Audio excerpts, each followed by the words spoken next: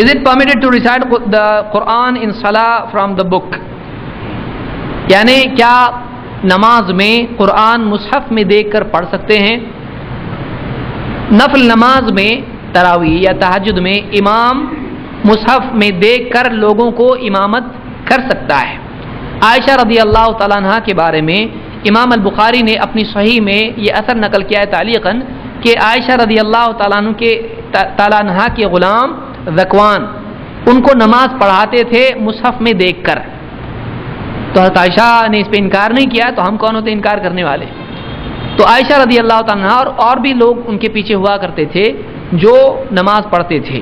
تو قیام اللیل میں اس طرح سے نفل نمازوں میں کوئی اگر مصحف قرآن میں مصحف کہتے ہیں اس کو، قرآن کی کاپی، اس میں دیکھ کر اگر کوئی نماز پڑھاتا ہے امام تو اس میں کوئی حرج نہیں ہے۔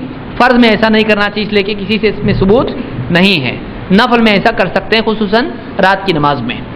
اور دوسری بات ہے کہ بعض اوقات مقتدی بھی لے کے کھڑے ہوتے پیچھے، دلیل کیا ہے؟ میں نے حرم میں دیکھا ٹی وی پہ، یہ کوئی دلیل ہے؟ حرم میں کیمرہ کو دیکھنے والے بھی ہوتے ہیں، تو کیا کرے گا؟ دیکھے گا ہم؟ یعنی نماز میں مقتدی کا قرآن اس طرح سے پیچھے لے کے کھڑے ہونا صحیح نہیں ہے۔ شیخ بن باز نے بھی یہی کہا ہے، اس لیے کہ اس کا ثبوت صحابہ سے سلف سے نہیں ملتا ہے۔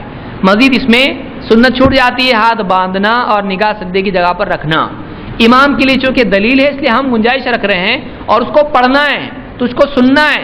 سننے کے لیے پڑھنے کی ضرورت کیا ہے جب وہ آلریڈی پڑھ رہا ہے؟ تو اس نے پیچھے بعض لوگ بولتے لقمہ دینے کے لیے، تو اس کو کون بولا لقمہ دینے کو؟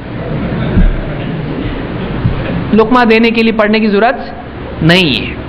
اگر وہ بھول بھی جاتا ہے، اگر قرأت میں سے کوئی آیت چھوڑ بھی دیتا ہے تو سجدہ سہو بھی نہیں اس کے اوپر۔ اللہ کے نبی صلی اللہ علیہ وسلم ایک نماز میں آپ نے ایک آیت چھوٹ گئی آپ سے، بعد میں صحابہ نے کہا، آپ نے کہا ابی بن کعب تھے تم میں؟ کہا کہ ہاں، تو آپ نے کہا کہ تم نے کیوں نہیں بتایا مجھ کو، کیوں نہیں بتایا؟ یعنی نماز میں بتا دے تم، تو معلوم ہوا کہ اس میں آپ نے سجدہ سہو کیا نہیں، اور آپ نے کہا کہ بتانا چاہیے، تو نماز ہو جاتی، کوئی پرابلم نہیں ہے۔ تو مقتدیوں کے لیے صحیح نہیں، ہاں امام نفل میں کر سکتا ہے۔